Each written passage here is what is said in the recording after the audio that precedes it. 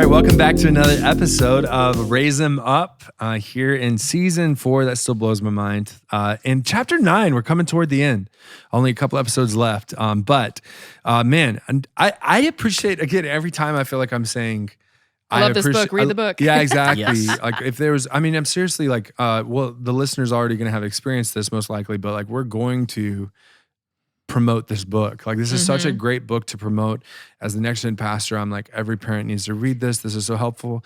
But y'all keep in mind, I'm a single dude, has no children, thinking this is the greatest thing I've ever read. So it's like not the greatest thing. Obviously the Bible is the greatest thing I've ever read, but like there's so many great habits and even how he structures this, right? Yeah. So he's moved from work to play to conversation, and there's just these connections that we can make between all of them. And really and truly, the invitation of the chapter is to see conversation as practicing. I loved the wording, the ritual of friendship. Yeah. Ritual of friendship. The ritual of it, the habits, conversations ultimately, and inviting your kids into those and creating those habits with them are developing it. And then I loved too the connection he made between you start with the family so that family become friends, and your kids learn this so that friends become family. And I thought it was just a cool full circle, super philosophical. I'm totally envious of this guy in the best of ways. He's produced a phenomenal book, and this chapter is no exception. And I think the reason we're loving it so much is not just as parents, but these are habits for your household and yes, for your kids, but they're habits, and that means they're going to influence you in other ways too, outside the household, you know? So being reminded of these things about work and play and conversations and, discipline and correction, like it's all stuff that's going to help me in every relationship that I've got and with myself. But yeah, this conversation chapter is a good one. I think, Uma, you said before we started that you highlighted this chapter more than any other so far. I did. And for me, I think one of the things I love about because it's taken me a while to appreciate Justin. Pastor Lee was on board. And for me, he had to grow on me a little bit. But this sold me, I think. And for more than anything else, I sit here and see 4 of us who are in different seasons of our lives, different backgrounds, different perspectives, different nuances that we bring to this podcast. And yet this chapter to me, I felt like brings us together to speak a common language, because conversation is something that we all do as part of our life. And so even if you are a single person listening to this, even if you are a couple that's raising young kids, or your couple raising older kids, or single, this will speak to you, I feel like, empty nesters, grandparents, like keep going. Anybody, yeah, absolutely. And conversations, we have lost the art of conversation in this culture, right? That's funny. That's the words I was thinking of. The art of conversation has gotten... And I love it because, and maybe because I going back a little bit to my history, my greatest fear is being alone. Which is why I'm terrified of jail. I don't ever want to be alone because some of my deepest traumas was being alone during the war and not being able to converse and just being in your own headspace. And some of the stuff I had to walk through, even in my later on in my life, not having someone to have a conversation is a huge trauma of mine. So conversations are very important, engaging with people. I can't just walk by and not say hi to someone. Right. Just that interaction has to be there. And can we talk about the reverse? Because I think a lot of us in conversations or in opportunities to talk, we've gotten sucked into this mindset that my conversation needs to accomplish a task or benefit someone. Yes. Otherwise, I'd better not waste their time. Yes. So somebody says, hey, how are you? You're in your head. You all do this because I do it too. You do the mental checklist of like, okay, do they have enough time for me to actually answer this honestly? Or no, I don't want to burden them. I'm just going to say, yeah, it's good. Cool. Yeah, how are you? Okay, good, It's good. the whole missing people. Like we had a whole, like this had to be 3 or 4 years ago, but there was a whole church staff conversation about this. Like, and it was particularly the older folks on staff were talking about how guilty they become of having a conversation and their mind is, what am I going to say next? Not listening to what's being said to me, not being in the moment, but being in the transaction. It's such a surprise. And so when you ask someone, how are you doing? And you actually want the answer, people They're are like, blown off. like, what do you mean? Yeah. Oh, I feel seen. Oh, I want this, but this feels so dangerous. Like all of Yes, these things. yep. Well, like Uma, I was thinking about you too, because you were saying you resonate with this. I was like, it's also because you're extrovert at one. Yes. But then Extremely. two, like you used a word that Justin used of this art, Yeah. right? Of conversation, and that we've lost a little bit of this. But then also, of course, we're going to go into deep stuff with Uma, like in a good way though, right? I have come to a realization, and it's really become more real to me in the last 2 years of like I share in what you mean by loneliness and Yes. that being a great fear. But I've also in my own personal life, but then also walking alongside of people as a pastor, Yeah. y'all, loneliness is the greatest struggle this whole entire world is facing. I don't Absolutely. care how old you are, Yep. but particularly, right? I have kids that are having they're finally stepping out of college, and I'm at that cool spot that I saw you as a high schooler, and now you're through college and you're learning what it means to be an adult. And I'm like, bro, I'm with you. It is such Yeah. a challenge. I remember being on Yeah. vicarage, and I remember how lonely it felt Yes. Yeah. being by myself, away from everybody I ever met and ever knew, trying to learn new habits and new rhythms. But then also like go to the flip side. Like you have older folks who are not just empty nesters, but widows or widowers. Mhm. And then you're in the hospital and your family doesn't live near you and all these Yeah. other things. And it's just a constant loneliness all around us, which goes back to this community. And when I do make hospital visits, and again, I don't think this is going to surprise anybody with me saying this, is that's what I find most of the time is they just want to talk Yep. to someone or a Yep. homebound, right? Yeah. They're just lonely. And I think they'll admit it. Most of them will. But at the end of the day, too, that's why it's so important for you to think about people in your life that probably need a phone call or that Yeah. maybe need a visit if you Yeah. can do that. Yeah. Because and it's anybody. I think of neighbors in my neighborhood where I know they're people living by themselves, and I need to remind myself of just how lonely life can get when you're not engaging. I mean, I remember being so relieved. Has this ever been said? In the pandemic, because it forced my neighborhood to meet each other. Mm. Right? We've certainly talked a little bit about that in here, but it was almost this like, oh yeah, this is what community is supposed to be like. Supposed to be, yeah. You're supposed to engage with the people that are around you. You're supposed to talk to each other. You're not supposed to live in the AC with the TV on and the windows and curtains drawn and all this other stuff. We actually need to be in community. And for the sake of what Justin is saying here in this chapter, we need to practice it in front of our kids. And I was thinking about, like you were mentioning in the last episode about Curry nights. Mhm. But then I was thinking about at the end of the year, there's lots of reason for celebration, whether or not it be graduations or just people have a lot more fun in the spring than they do the fall. And I remember a very specific, maybe it's summertime, I don't remember that part, but going over and seeing some 8th graders that had just graduated from our school here and just like put my hand on their shoulder, being like, how you doing, brother? Blah, blah, blah. And the look on their face was like, what is happening? Yeah. Why is Pastor Lee relaxed? Why is Yeah. wait, he's at a house right now. He's not at the church building. Yes. Well, it's the same thing when you see kids in the grocery store. Oh, yeah. Pastor Lee. I was like, yeah, Yeah. I do exist out of Sunday Yes. school. Have a Yeah. good shopping You know? too. So, but it's that invitation to show Right. our kids and show young people what real life friendship. And I appreciate, actually, we mentioned Yacht Club last episode too. There's times where I get to go over to Yacht Club and then Uma and I get caught in conversations and these kids are on the outside of it looking in and being like, oh, this is what adult conversations look like and things like that. It's not Pastor Lee up front doing what he needs to do. It's not Uma up front doing what he needs to do. This is just what life looks like. Exactly. Yeah. And then being able to absorb, because if we don't teach them, Yeah. who will? Exactly. Yeah. And to add to that, we're talking about extroverts. I hope you understand that there's space in conversations for introverts Oh, as yeah. well. And sometimes the conversations is not so much as spoken words, but presence. I have a couple of young ladies who want to be there. won't At Yacht say- Club. Yeah. Yeah. Want to be at Yacht Club. I'm not going to say more than 10 words total, but we'll be there for 3 Mhm. hours. Yep. Because for whatever reason, that is for them safety, and Oh, yeah. they find their truth there, and they find connection and meaning. And so, even if your child is one who, I have an extreme introvert, which you won't tell because he has two sides of his of his personality, but he does need that time to be by himself. Yeah. Just being with him physically, and when he wants to share a conversation, hey, let's talk. And just focusing on him. And I think that's something Justin talks about. Yes. Having that time of focus with your children. Yeah. So there are 3 habits that he puts forward in this chapter. Pursue one-on-one moments. Yes. Practice conversation as a way to heal trauma. Super excited about that one. And then model vulnerability, which I think we've touched on a little bit already. This like, how are they going to learn if we don't show them what it looks like? Conversation in the story of God.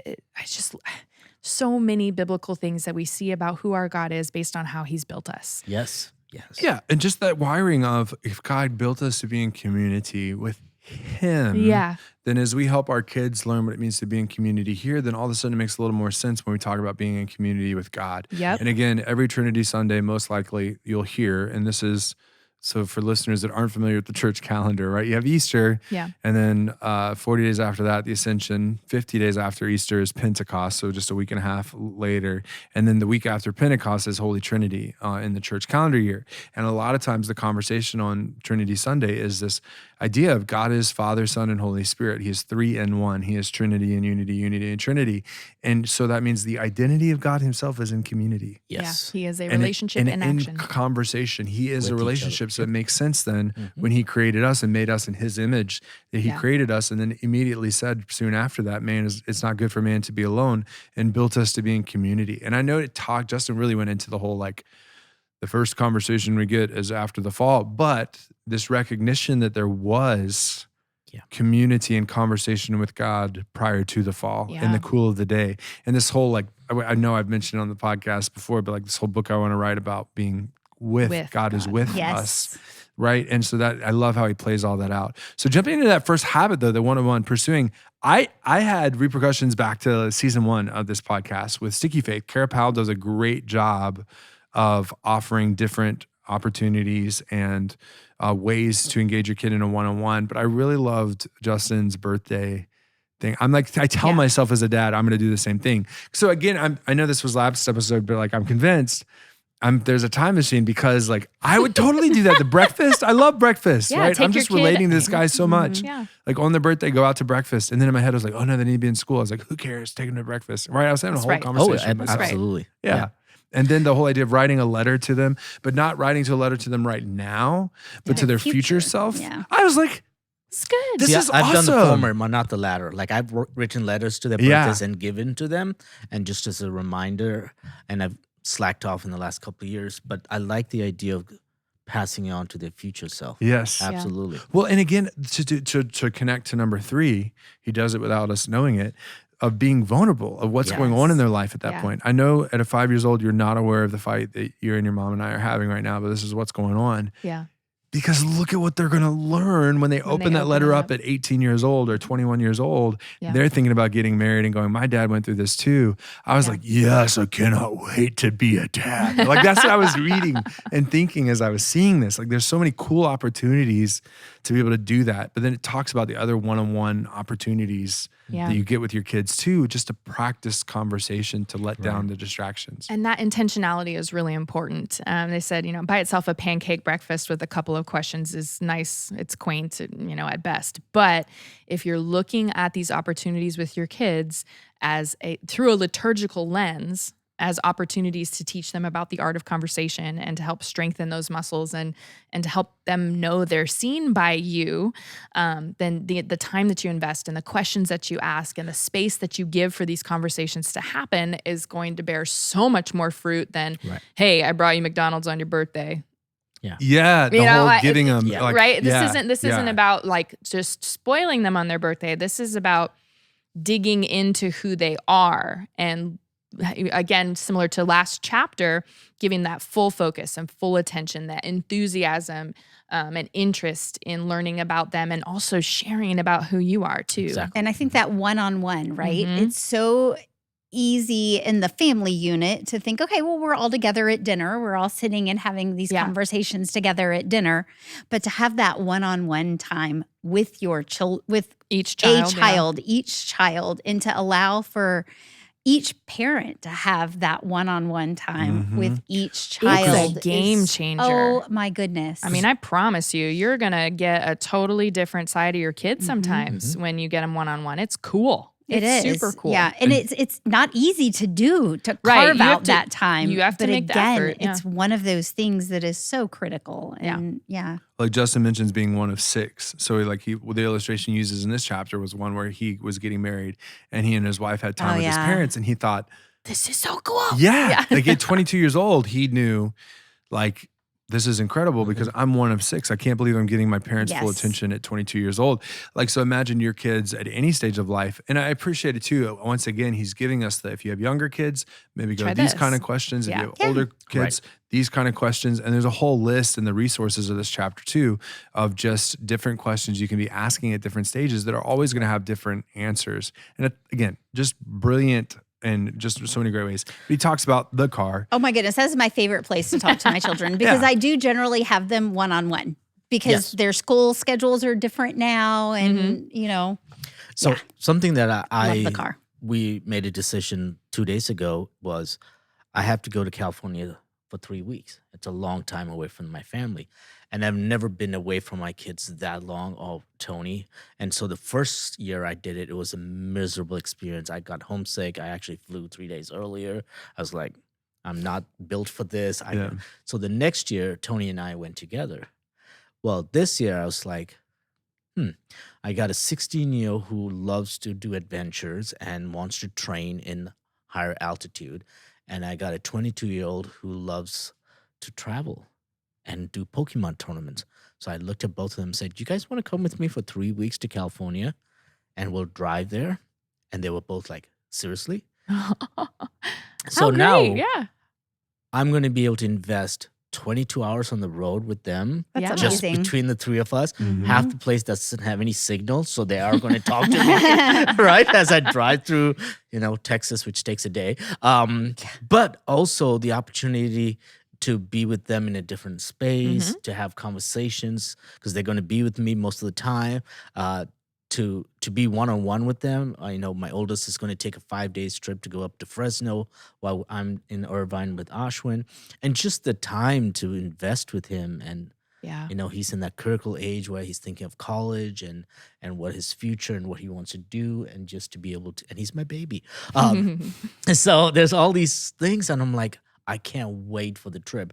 And it's not going to be about, for me, the grad school as much as the time I'm going to invest with those 2 kids. And That's so awesome. I'm just really, and car conversations. Yeah, car. All the time. Some other places they talks about early mornings and late evenings. So Yep. as a dad, I appreciated that chapter where he got up in the morning with his coffee, and that was a way that he did devotional time. But that was a great time for one of his sons to get up early and come and talk to him, get the one-on-one time. Same thing's true in the later evenings. And again, what you talked about, the unique experience of your kid one-on-one Oh my gosh. is just It's amazing. delightful. It's perfect. Third things, which was so interesting.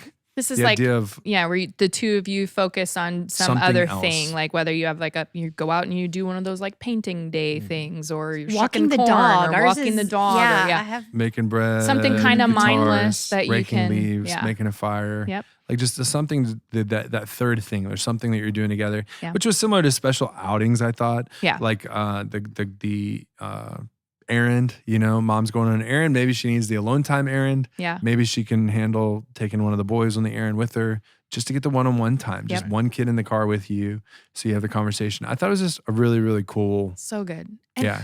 So just one short experience that I've had with my kids, like they're 5 and 7 and 6 and 7 now. And they do a whole lot of sibling fighting. I don't know. Maybe you don't have siblings and you don't know. There's a lot of fighting when you have siblings.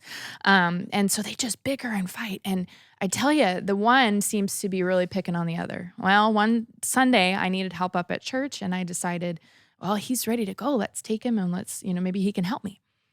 He was the best stinking helper and so sweet. And just like, his focus was not on what he perceived his sister was doing to irritate him or what he could do to irritate her. And it was like he was a totally different kid. And then the way he lit up about getting to help and being with me, and it was like my heart was so relieved to see, him in a different scenario, away from the typical frustrations and the patterns and the And I want to point out for those that have been listening, the kind of two birds, one stone that I just heard, right? Yeah. Because you had the one-on-one and the conversations going on, but you also had the work layer because he's coming up to help with work and the responsibility that you're teaching. So these habits are all, it doesn't, man, that's overwhelming. We're in chapter 9. Are we really able to pull off all these habits? 9 different things? It's like, no, but it's like, look at that. Like you're touching so many of the different habits just by engaging and focusing on your kid. Yep. And in particularly this one-on-one is the glue that ties all that together and makes that even possible. Yeah. All right, let's go to the second one. I feel like I'm not going to talk because everybody loved it so much. So practice conversation as a way to heal trauma. First, get the example. I think the example he gives is such a strong one of why it's so important. And I'm sitting there going, Justin, you're such an expert. This is not fair. But I'm also going like, okay, good. I have this before these experiences happened for me. Yeah. So what happened? Who wants to share what happened? So one kid yells, "Dad, Coulter's hurt real bad." And okay, so he runs down the stairs. He gets into the room. He's stressed out. Oh, but synopsis. Give me the synopsis. You don't have to read the whole thing. Yeah. Okay. Well, so just what happened? What happened? Kid's injured, bleeding. How old is he? Just like 4 or something. 3. 3. Yeah. Oh, 3 years old. And so Dad's like, "Well, I've got to cover up his eyes so he doesn't really see all the blood around him, and then we got to get him to the emergency room, and we got to, like figure out what's going on." And how does he do that? What are the key things as far as using a conversation to process trauma? So he's helping him to focus, and he's going over the event multiple times. Like, "Oh yeah, you got hurt, but we're going to take you right now to the doctors. Daddy came right away to help you. The doctors are going to help you." So he's focusing on the steps that are being taken, the positive steps to help. Yep. This is everything that's about to happen. And then what did he end with? And then treat. And when we're done, you're going to be so brave and we're going to get a treat. And in the moment, right, the kid is still hurting, but he saw a little bit of a smile because he's going to get a treat. Yep. And then it processes. Okay, so then the rest of the night happens, or the rest of the day, the time at the doctor's. And what is he doing the whole time he's at the doctor? Reframing everything that's happened. Hey, you got hurt, but your brother came and got me. I came to help. We came to the doctor. Asking him questions. Asking him questions. Engaging What him in the 2-way. happened? Tell me what happened. And he talks about Who came to help? The first time, there's a lot of emotion. The 5th time, yes, friends, 5 times, he's able to do it. And by the end of the night, what did the little 3-year-old do? He went and told the whole story beginning to end and showed off his donut. Exactly. And had a smile on his face the whole time. And the next day, what did he do? Went right back out to play. Went right back out to play on the swing same that injured him. That broke his arm. Yep. I thought that was so awesome. And I was sitting there going, there's no way that happened that perfectly. Where did you learn that? Give credit to whoever taught that to you. But really, like doing some foster care classes and things, training for our adoptive kids, that they did talk about trauma and how to process that and how just to say things over and over. Because when you don't talk about them, then they're kind of like these hidden mysteries off in the corner, and they're scary. But to allow a kid to be able to relay the steps, well, this is what happened, and then this, and then this. You just help them move through it, which is a theme we've come across in this podcast before. Like just, we're not going to avoid it. We're not going to escape it. We're going to have to deal with it, but we're going to move through it.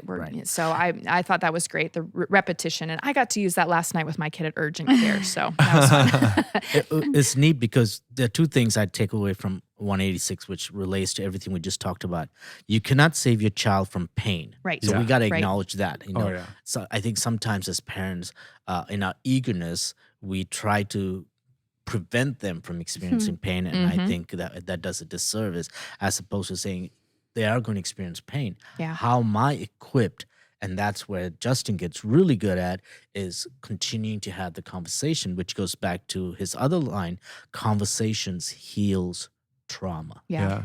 And it's conversation right now. Yes. Right as it happens, right as you're aware. Yep. Like you start talking about it right away. You keep talking about it. Even though a lot of times with trauma, like you don't want to talk about it, but we're you tempted have to. to. We're And that's tempted where I'll go back to some of the stuff we picked up along the way with Sticky Faith. And then what was the other Full Youth Institute book we read? 3 Big Questions. Right. So like the things that there was, okay, you don't want to talk right now.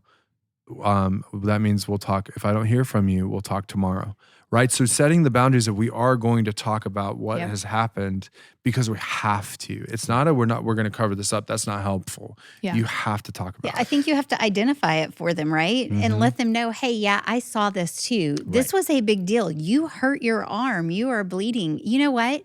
Your best friend, did XYZ and hurt you. This is real. And just identifying and acknowledging it with them.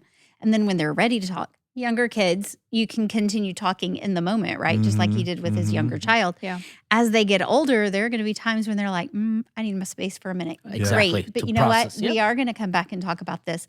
But no, right now in this moment, I am here for you because this is a trauma, and identifying it and speaking it aloud for them when they can't do it. That's how we start the process Yeah. of repairing. And I was very appreciative on page 186 that they talked about, we need conversation to work through trauma, whatever it is, big, small. And sometimes we call it counseling or therapy. And yes, and amen to this, because Yes. there are people who are trained to help you deal with it, to help Right. you see through it, to, not to make it bigger than what it is, but also not to make it smaller than what it Yeah. is, but Right. to appreciate how it's affected you and how it could continue to affect you or what you can adjust so that you can, again, move through it in a healthy way. Because they are going to experience pain. Exactly. Oh, yeah. No child is ever going to go through life without pain. That first And- breakup, And whatever but it is. bottling it up, which Yep. is our tendency, is never going to heal it. It's only going to shut it down. This is a lot like a sermon recently about boxing things up and putting them in the attic. If we don't ever deal with them, eventually the box deteriorates and the stuff spills out. Yep. And so, we gotta deal with And it. to- Sometimes to can that- grow bigger than it was. Yeah. And to that point, I think Melanie, you mentioned how counseling and therapy they become expensive. They become more expensive when they're not dealt with in the moment. I think, right? It's cheaper in the moment when your kids are young, when you teach these habits and you are trained to have conversations. You mean both monetarily and Right. Yes. emotionally? Yes. Right? Because like you said, if we are not willing to have those conversations with our 4, 5, 6-year-olds, Yeah. and then they become traumas that get embedded into them, then it becomes conversations they're having with a stranger that cost money. And so I guess what I'm saying is continuing to allow our parents to understand that God's given us certain tools and to have these conversations with Yes. us. But I will without say the- there are times when that other Counseling and person therapy, Oh, is absolutely. I'm here necessary for and it. Yep. needed. So just Yeah. Yeah. Well, No that's- shame in we've that. talked at about all. the trauma no. box here, right? Yeah. We've talked about it on the podcast. Maybe no. not The with trauma me. box. No. I have a saying. I use it often, like with counseling for students in particular. I was like, we all have this box I call the trauma box, and Yep. for most people, right? What's the habit? What does the world tell you have to do with this trauma Shove box? it in the box. Close the lid. It's not just closed lid. You have dug an got a- 8-foot hole and it's in It's the in the vault. ground, Yep. covered up as much as possible. Yep. I said, and the reality is there's nothing organized in there, right? So the process of going through trauma through conversation, whether or not, depending on what it is, a counselor or whatever, is to get that box out of the ground and one by one pick up a piece of clothing or fabric and say, okay, what's this? Tell me about it.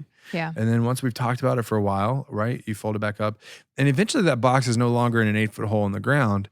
It's on a shelf behind you. And if you've truly processed trauma, because the number one thing you hear from people that have experienced trauma when they're fighting is, no, I'm fine. It's fine. I'm done. It's It's fine. I don't need to I'm talk through about it. it. It's I'm done. over it. Yeah. And then I was like, well, Hmm. if that were true, you'd be able to talk about it. Yeah. So because that's what trauma processing is Right. it's here's my box.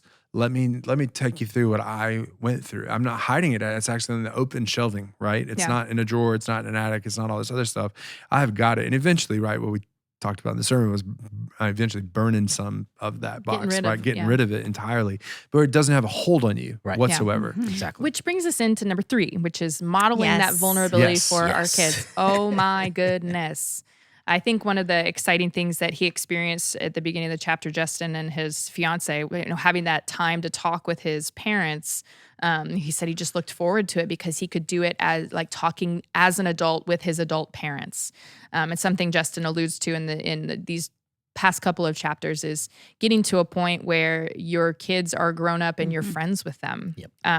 And so having like modeling that vulnerability, I think this is something we've talked about in pretty much every season of this podcast, that it's so important, developmentally appropriate, age appropriate things that you can share about your life, to let people know that, you're not alone. And, oh man, when I experienced this, I certainly remember living in this feeling for a long time, and, and just showing them that it's, they're not alone. You're open to listening to what they have to say. You're not going to tell them to shove it in the ground. You're not going to tell them, oh, they need to get over it. Oh, it's not a big deal. You're going to listen. And to realize that, what, your parents aren't perfect either. The mistakes that you are experiencing, the mistakes that you are making, you know what, they may not have made the exact same ones, but there is something similar, and they are not going to judge you based on that. Right. And this is really pushing into maybe a little bit of the American culture, where we keep all our stuff at home and no one else in the world sees it. And especially, I think, among men here, we're told to not, we don't have time for feelings. You got to move on. You got things to take care of. And I think too many times, and I'm going to speak specifically to our young boys and young men, processing is healthy. Yeah. Because what it does is helps you become a healthy adult. Because oftentimes, these things rear up then as men and as fathers who are unable to process their own emotions. And that then leads to all kinds of brokenness within relationships. Mostly in projection. Yes. So, like, and like, I appreciate the story that Justin gives on there was a testament to this, right? Because of the great relationship that he had with his dad, had gone to college and was having lunch or dinner or something with him, and had prepared, I'm going to tell my dad all this stuff I'm wrestling with, all these bad mistakes that I've made, and couldn't do it. Okay, gets to it. And then like talk about coincidences, or we can call them divine coincidences, right? Justin's dad ends up sharing his own struggles. Unprompted. Hey, this is some of the stuff that I struggled with in college. And all of a sudden it opens the door for Justin to unleash it all. And he leaves that trip feeling so much better and freed. And he talks about how I had a genuine change in my life from my first year of college to my last 3. And this idea of parents, it's going to start with you. Again, when it's appropriate. Like, your kids will hide from you. I mean, they will, if this conversation piece is not practiced. If you can't talk about real things, if there's judgment, right, rather than curiosity involved. That's a theme of the podcast that we've had for a while. And then, but then on top of that, if you don't start it, if you don't initiate it, by sharing with your own children who love you, who are you, okay, then it's not going to happen. You have to lead the way. And I think in a lot of ways too, this is going to be true of not just your familial relationships, but if you're in any kind of a mentor relationship or a leadership relationship, like, and in particular in the mentor role, and you're not willing to talk about your mistakes, the same thing's going to happen. Right. Like, whatever and maybe it's because, right? And I think this is something everybody has to acknowledge. If you didn't have that, right? If you never had it modeled for you, hear it very plainly now. You got to start modeling it for those that God's placing in your care one way or another, right? And maybe it's going to take conversations to keep that going and discover what that means. And I'm all about the baby steps, right? I'm all about just try it, just test it, see if it's true. But again, I appreciate the age and stage thing that you brought out, Melanie, of kind of watching for that. But it's like a child is honest, usually because a parent is honest first. That's what happens. Yep. I want to just take a minute to talk about like what's on the line here. On page 187, Justin says the conversation had changed everything because he was able to confess to his dad and share his struggles. He says, I went back to school free from my weights and free to live differently. Pastor Lee said earlier that, the last part of his college career was vastly different because the conversation unlocked what had been holding him captive before. And how many of you have been there? I mean, have you, because I starred this section, it says, we're all so close to telling our secrets, so close to being found in conversation, but right on the edge of that moment that could change our lives, we get scared. And like Adam and Eve, we hide back in the bushes. And it's like, that's where we need to meet our kids. We need to meet them there. And we need to recognize that where we are in some of those places where maybe God is calling us into the light and into conversation, so that we're not hiding. I'll never forget a devotion given by a colleague one time. It talked about like, don't be a cockroach. Cockroaches run free in the dark, but the second the light comes on, they scatter. Yep. They're terrified. They're, almost afraid of being seen.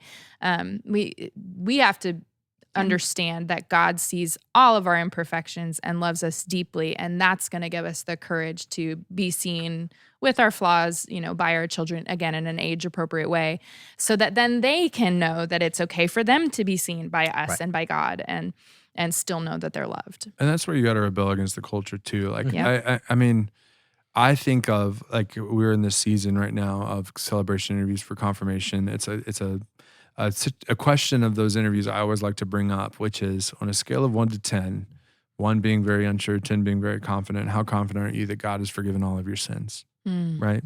And it's a very common experience. At least 40% of the time, 30%, 40% of the time, you get a kid that goes, probably an 8. And you say, okay, that's still pretty confident, okay? 80%. But you say, you always follow up with, why? And the kid says, well, I know God forgives all of my sins, but there's just some things, right? And you know how it goes, right? Yeah. And so then my favorite thing to do, and sometimes you'll get an elder that I haven't prepped to be like, don't just fix it. Yeah. It should be a 10 because you're baptized and you're forgiven. Okay, we got it. All right. I always go, hey, I got a scenario for you. And they're like, okay. I said, you have a friend. All right, your friend comes up to you and you ask them a question. You say to your friend, on a scale of 1 to 10, 1 being unsure and 10 being very confident, you ask them, how confident are you that all your sins have been forgiven? And that friend says to you, 8. And you say, why? And your friend goes, well, I know God forgives all of my sins, but there's just some of them that I'm just not so sure because they're pretty bad. So what do you say to that friend? Every single time the kid goes, oh, they're forgiven. Like, you're totally forgiven. God forgives you. He says it, blah, blah, blah, blah, blah.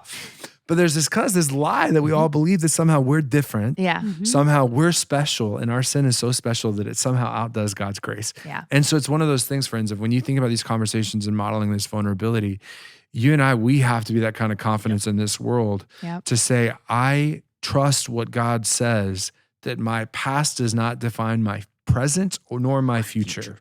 Because he has sent his son to die for every single one of my sins. And I'm no longer in those, but I'm in grace. I'm in that shadow going forward. And so it's like, let that lead your way in being vulnerable at the very least with your kids and to practice that. And I know everybody's uncomfortable with vulnerability, but I can tell you the main reason why people are uncomfortable with their vulnerability is they've got their own, right? They've got their own trauma that they haven't processed. They've got their own misdeeds and all this other stuff they're judging themselves for. And it's just that psychological understanding of projection. The judgment people want to place on you is really the judgment they want to place on themselves most of the time. What a good chapter. What a journey. What a journey. What a book. And we got 2 more chapters. We got bedtime next, folks. Woohoo. Bedtime. We're going to go Conclusion. sleepy time. Yeah. All right. So we'll see what habits we get for bedtime. But again, what a delightful book. Please, folks, go get this book. Hopefully you should have gotten, if you're listening to episode 10, chapter 9, you've already bought this book. You have it's amazing, it's and amazing. you need it. Because we won't. Habits shut of up the about Household, Practicing the Story of God in Everyday Family Rhythms, Justin Whitmore Early. Fantastic job, Justin. Doubt you'll ever listen to this, but man, thank you for this. And looking forward to, yes, and absolutely Lauren. She gets a lot of credit. I started looking ahead to the end. He credits her a lot, his parents, lots of people on the journey. But continue the conversation, folks. Find us on Facebook, Raise 'Em Up Podcast. Send us an email, raiseemup@trinityklein.org. Or friends, just continue the conversation, and we're just blessed to get that conversation started, whatever that looks like for you, whether you're talking about it or sharing this episode with somebody that needs to hear, or subscribing, liking us, hitting the bell on YouTube to keep following us, whatever it is. We just appreciate your support and look forward to continuing the conversation next week with Chapter 10, Bedtime.